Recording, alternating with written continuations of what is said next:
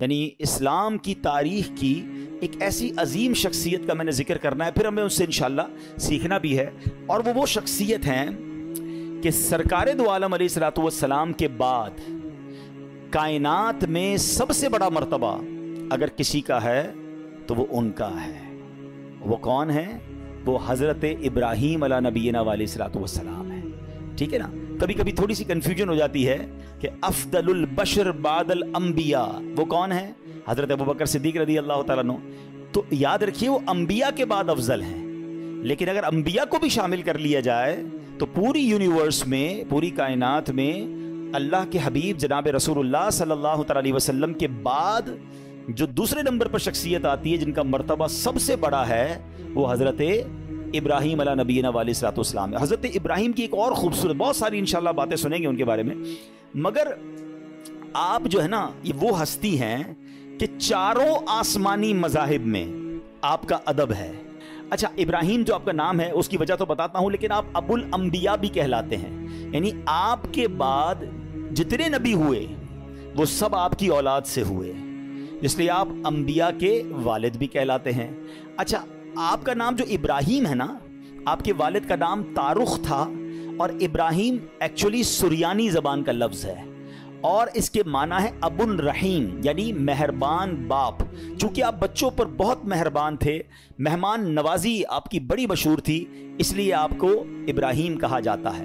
بعض لوگوں نے کہا کہ ابراہیم اصل میں ابرام تھا، جس کے معنی ہے بزرگ، چونکہ آپ بہت سے انبیاء کرام کے والد ہیں اور سارے دینوں میں آپ کی عزت ہے، حتیٰ کہ مشرکین عرب بھی آپ کی عظمت کرتے تھے، عزت کرتے تھے، اس لیے آپ کا نام ابراہیم ہوا۔ اچھا، آپ کا ایک بڑا پیارا لقب ہے ابو الضیفان، یعنی مہمان نواز، بہت مہمان نواز۔ آپ کے بارے میں آتا ہے کہ آپ کا گھر سڑک کے کنارے پر تھا، جو بھی گزرتا آپ اس کو گھر لے آتے اور اس کی مہمان نوازی فرماتے، بلکہ مہمان نوازی کی ابتدا جو ہے وہ حضرت ابراہیم علیہ نبینا علیہ الصلوۃ والسلام نے کی ہے۔ اچھا، پھر اسی طرح آپ کے بہت سارے زندگی میں ایسے ایسے واقعات ہوئے کہ جس کے بارے میں انشاءاللہ جب ہم سنیں گے تو ایمان تازہ ہو جائے گا۔ یاد رہے کہ کعبے کی تعمیر جو ہے وہ بھی حضرت ابراہیم علیہ نبینا علیہ الصلوۃ والسلام نے کی، اور اپنے بیٹے کے ساتھ مل کر کی، حضرت اسماعیل علیہ نبینا علیہ الصلوۃ والسلام کے ساتھ۔ یہ جو مقام ابراہیم ہے نا، یہ ایک ایسا معجزہ ہے۔ آپ کو پتہ ہے مقام ابراہیم کو ٹائم کتنا ہو گیا ہے؟ علماء کہتے ہیں اپروکسیمیٹلی 5000 سال سے زیادہ عرصہ ہو چکا ہے۔ یہ جو باکس ہے نا مقام ابراہیم کے اوپر، یہ اب لگا ہے 200-500 سال پہلے یہ پتھر کھلے آسمان تلے پڑا ہوتا تھا، کھلے آسمان تلے ہزاروں بارشیں، ہزاروں آندھیاں، ہزاروں موسم تبدیل ہوئے، مگر کمال دیکھیں وہ پتھر میں حضرت ابراہیم کے قدموں کا نشان آج بھی ویسے ہی موجود ہے۔ یعنی اللہ نے نشانی کیسے باقی رکھی ہے؟ آپ ذرا سوچیں کہ 200-400 سال کسی عمارت کو چھوڑ دیں، وہ گر جاتی ہے، وہ ٹوٹ جاتی ہے، بڑی پرانی عمارتیں کہاں چلتی ہے؟ 5000 ایئرز پرانا یہ پتھر ہے، اور اس مقام ابراہیم یہ جنت سے آیا تھا پتھر۔ اور اس پتھر کی ایک اور خوبصورت بات، حضرت ابراہیم اس پتھر پہ کھڑے ہوتے تھے تو کعبے کی دیواریں تو بہت اونچی ہیں، تو فرمایا کہ جیسے جیسے کعبے کی دیوار اونچی ہوتی جاتی تھی نا، یہ پتھر بھی اونچا ہوتا جاتا تھا۔ آج کل جو ہماری سائنس نے لفٹیں بنائی ہیں نا، سنو، thousands years ago یہ پتھر کیا کام کرتا تھا؟ جب نیچے پتھر لگانا ہوتا تھا یہ پتھر نیچے آ جاتا تھا، جب اونچا پتھر لگانا پڑتا تھا یہ پتھر اونچا ہو جاتا تھا۔ تو اللہ کی قدرت کا ایسا نظارہ ہے، اور آج بھی مقام ابراہیم جو ہے سبحان اللہ وہ موجود ہے۔ ایک عشق والی بات بھی سن جاؤ، ٹھیک؟ ہم اپنے بیان میں کچھ عقیدے کا بھی ذکر کر دیا کرتے ہیں، کوئی عشق رسول کی بات بھی کر لیتے ہیں۔ اس مقام پر نماز ادا کرنے کا، اپنی سجدہ گاہ بنانے کا قرآن حکم دیتا ہے، وَاتَّخِذُوا مِن مَّقَامِ إِبْرَاهِيمَ مُصَلًّى، اور ابراہیم کے کھڑے رہنے کی جگہ کو اپنی سجدہ گاہ بناؤ، اپنی مصلی بناؤ، یہاں نماز ادا کرو۔ اب مجھے بتائیے کہ جہاں حضرت ابراہیم موجود نہیں ہیں، ان کے قدموں کے نشان ہیں، اللہ اس کی عظمت کا ذکر قرآن میں کر رہا ہے، تو جہاں جس قبر انور میں، جس روضے میں خود مصطفیٰ کریم موجود ہیں، تو اس مدینے کی برکتوں کا عالم کیا ہوگا، اس روضہ رسول کا عالم کیا ہوگا، مسجد نبوی میں جا کے سجدوں کا عالم کیا ہوگا۔ تو آپ سوچئے کہ سبحان اللہ۔ اچھا، پھر یہاں ایک اور بات سیکھنے کو مل رہی ہے، اللہ والے جہاں سے گزر جائیں، جہاں ٹچ کر دیں، جہاں وقت گزار لیں، وہ جگہ ایسی مقبول ہو جاتی ہے کہ وہاں جائیں تو جا کر دعائیں قبول ہونا شروع ہو جاتی ہیں۔ तो अगर आज कोई मुकद्दस मकाम पर किसी अल्लाह के वली के बाजार पर जाकर अल्लाह से दुआ मांग रहा है तो ये रहमतों के नुज़ूल की जगह है, ये कुरान से हमें सीखने को मिल रहा है। Let's come to the topic. अब हजरत इब्राहीम अला नबीना वालेस्सलातु वस्सलाम जो है ना, वो इतनी अजीम हस्ती हैं कि आपके कुछ स्पेशलिटीज हैं, एक्सक्लूसिविटी है, यानी वो सिर्फ आपके साथ खास हैं। वो चंद बातें अर्ज करता हूं। हजरत इब्राहीम अलैहिस्सलातु वस्सलाम नबी पाक अलैहिस्सलातु वस्सलाम के बाद सबसे अफजल हैं। इसी तरह हजरत इब्राहीम अलैहिस्सलातु वस्सलाम अपने बाद आने वाले सारे नबियों के वालिद भी हैं।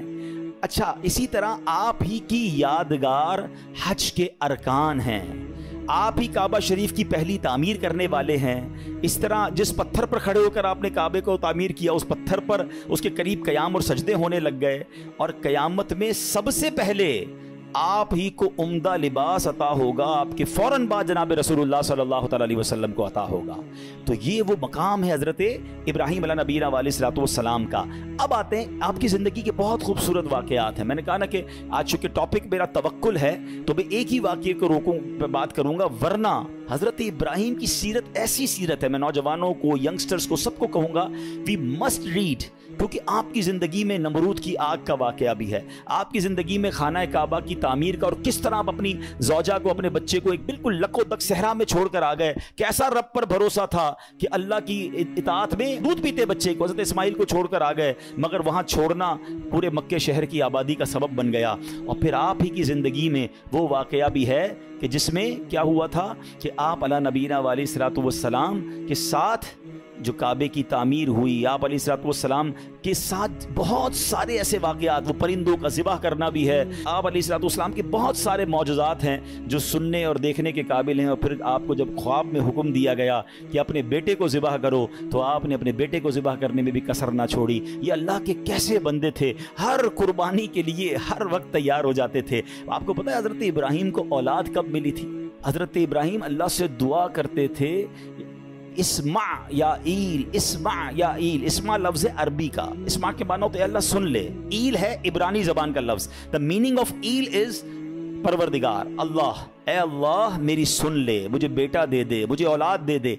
99 ईयर्स की एज में जाकर हज़रत इब्राहीम को हज़रत इस्माइल अता हुए हैं। आप ज़रा सोचें, दो बातें सीखनी है इसमें। मायूस नहीं हुए, पुकारते रहे हैं। हम तो 2-4 महीने कोई दुआ करे काम ना हो, बंदा कहता दुआ का फायदा ही कोई नहीं है। अच्छा, मेरी और आपकी हैसियत क्या है? वो खलीलुल्लाह हैं, अल्लाह के दोस्त हैं। 99 ईयर्स की दुआ, कमाल है ना।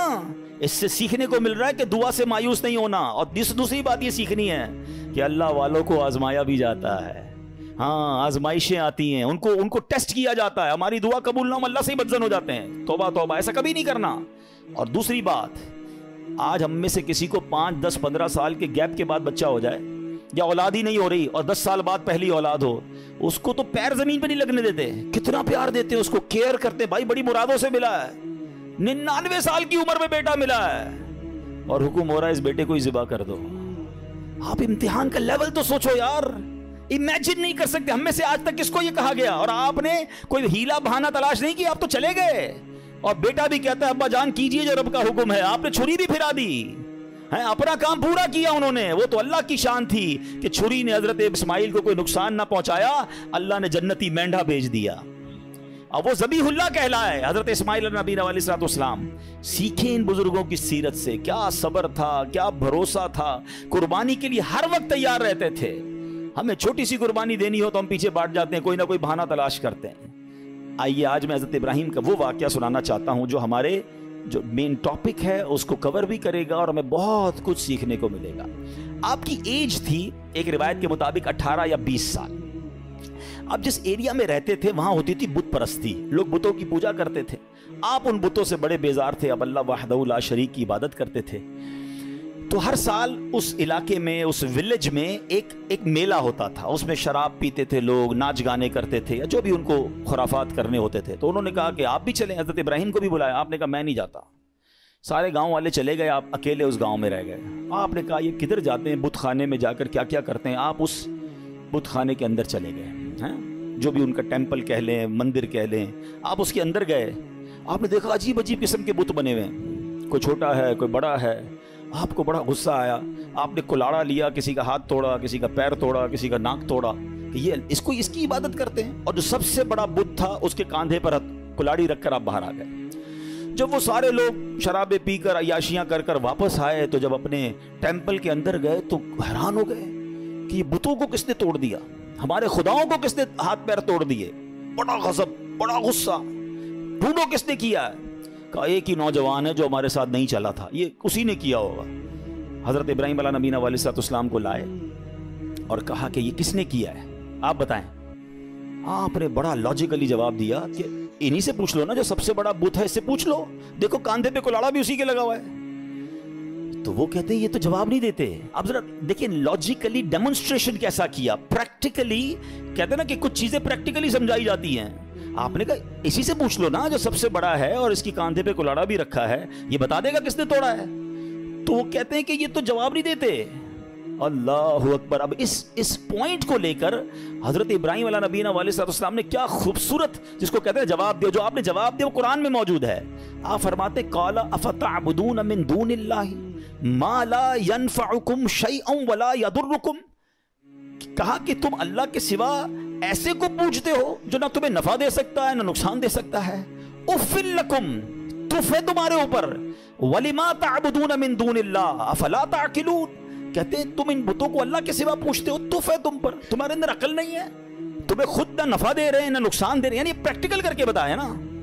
مگر کہتے ہیں کہ جس کی آنکھوں پر پردہ پڑ جائے نا, اس کو آپ ایگزامپل بھی دے دیں, دلیل بھی دے دیں. آج بھی ایسے لوگ موجود ہیں, قرآن سے نکال کے دکھا دو, حدیث سے بتا دو, اس کو لاجیکلی سمجھا دو. جس کو نہیں ماننا میں نہ مانوں, اس کو نہیں ماننا. تو یہ شروع سے معاملہ ہے کہ کچھ لوگ نہیں مانتے. تو بہرحال اب اتنا زبردست ڈیمونسٹریشن تھا, ہونا کیا چاہیے تھا, توبہ کر لیتے کہ یار بات تو صحیح کر رہے ہیں, یہ بت اپنے آپ کو توڑ پھوڑ سے نہیں بچا سکے, ہمیں کیا بچائیں گے.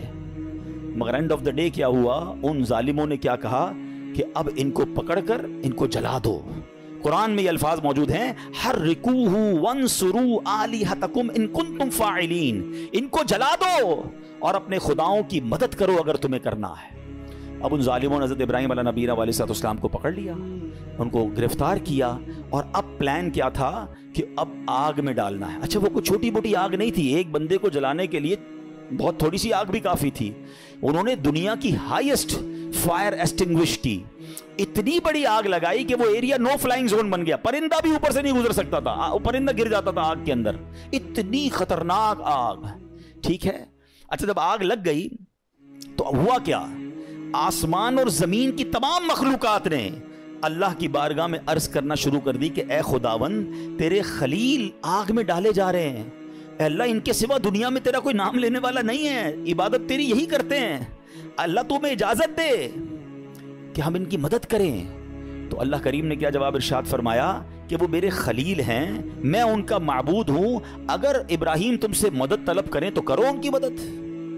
اب حضرت ابراہیم علیہ نبی علیہ السلام جو ہیں ان کے پاس ایک پانی کا فرشتہ آیا, کہتا حضور بس آرڈر کر دیں, اجازت دیں, ابھی بارش برساتا ہوں بند ہو جائے گی. آپ فرماتے ہیں مجھے تمہاری مدد کی ضرورت نہیں ہے, میرا رب دیکھ رہا ہے, اگر وہ چاہے گا تو میری مدد کر دے گا, باقی مجھے تمہاری مدد کی حاجت نہیں ہے. اچھا اب کیا ہوا, ہوا کا فرشتہ آیا, کہتا ہے بس آرڈر کریں, ابھی ہوا چلے گی یہ ساری آگ بجھ جائے گی, مجھے تمہاری مدد کی ضرورت نہیں ہے, میرا رب دیکھ رہا ہے, اگر وہ چاہے گا تو مدد کر دے گا. اچھا اب فرشتوں کو تو منع کر دیا, اب یہ فرماتے مجھ کو میرا اللہ کافی ہے, وہی بہترین کارساز ہے, جب چاہے گا میری مدد فرمائے گا, اس کی مرضی ہے, میں اس میں راضی ہوں. اچھا اب جب آگ میں ڈالا جانے لگا نا تو اب حضرت جبریل آئے, کہتے حضور اللہ سے تو عرض کر دیں, آپ ہماری مدد نہیں لے رہے, آپ اپنے رب سے تو کہیں نا کہ وہ آپ کی مدد کرے. آئے ہائے, جواب سنو حضرت ابراہیم کا, لیول آف یقین دیکھو. آپ فرماتے میرے حال کو وہ خوب جانتا ہے, وہ دیکھ رہا ہے نا, اسے معلوم ہے میں کس تکلیف میں ہوں, میں راضی ہوں, اگر اس نے مدد کرنی ہوگی تو وہ مدد کر دے گا.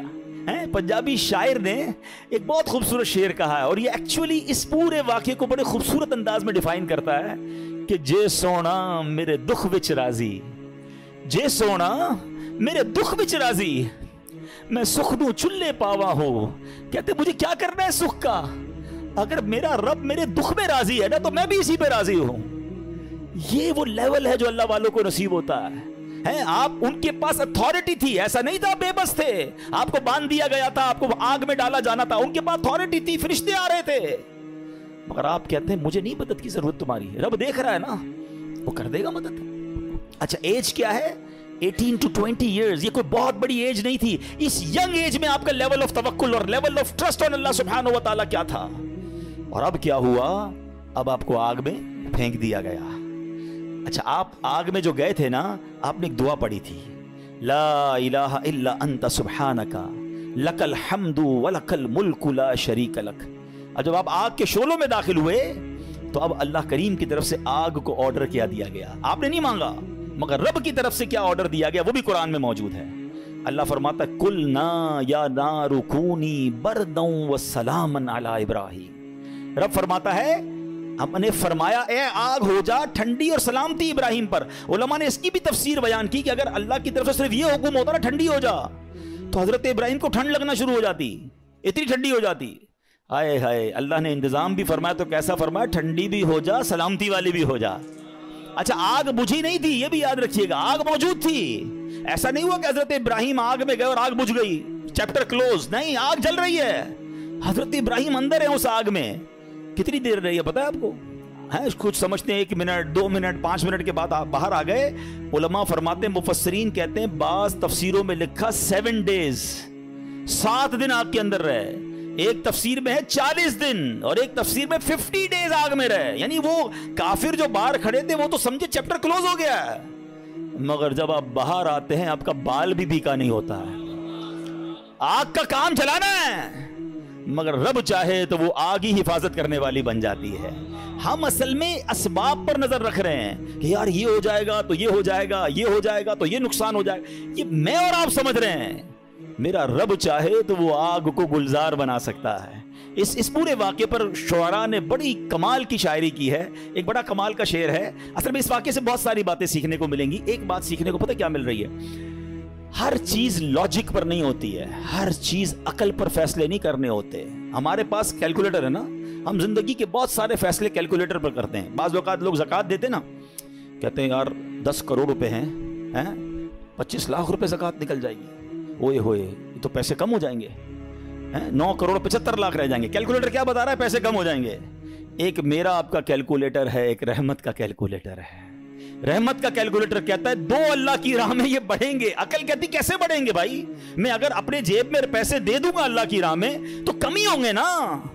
लॉजिक ये कहती है, रहमत कुछ और कहती है। हर चीज अकल से नहीं होती है। क्या खूबसूरत शेर है, बेखतर कूद पड़ा आतिशे नमरूद में इश्क। ये छलांग जो है ना अकल ने नहीं लगाई थी, ये इश्क ने लगाई थी। अकल तो कह रही थी जल जाएंगे, इश्क कहता है कूद जाओ, रब का हुक्म है ना, रब की रिजा है। बेखतर कूद पड़ा आतिशे नमरूद में इश्क, अकल थी महवे तमाशाए लबे बाम। अभी अकल तो अभी सोच रही थी, इश्क ने अपना काम कर दिया। पंजाबी का एक शेर है, इश्क दे चल ही नंबर ले गए। हाँ, इश्क दे चल ही नंबर ले गए, अकल मंदा एवं ही उम्रा गालियां। हाँ, बाज़ औक़ात इश्क वाले बहुत आगे बढ़ जाते हैं। और शायर मशरिक़ ने क्या लिखा, क्या कमाल की बात। यकीन करें ये शेर जो है ना, काश ये बात समझ आ जाए। हमें बाज़ औक़ात लगता है मसला हल नहीं हो रहा, प्रॉब्लम सॉल्व नहीं हो रही, बड़ी मुश्किल है। एक ही रिक्वायरमेंट है। शायर मशरिक़ लिखते हैं, अगर आज भी हो इब्राहिम सा ईमान पैदा। क्या कंडीशन है? लेवल ऑफ ईमान अगर वो हो जाए ना, तवक्कुल ट्रस्ट, अगर आज भी हो इब्राहिम सा ईमान पैदा, आग कर सकती है अंदाज़े गुलिस्तां पैदा। आज भी आग गुलजार बनेगी, आज भी आपकी प्रॉब्लम सॉल्व होगी। बस ईमान वो चाहिए, लेवल वो चाहिए जो हजरत इब्राहिम अलैहि नबीना वाले सलातो सलाम को अता किया गया।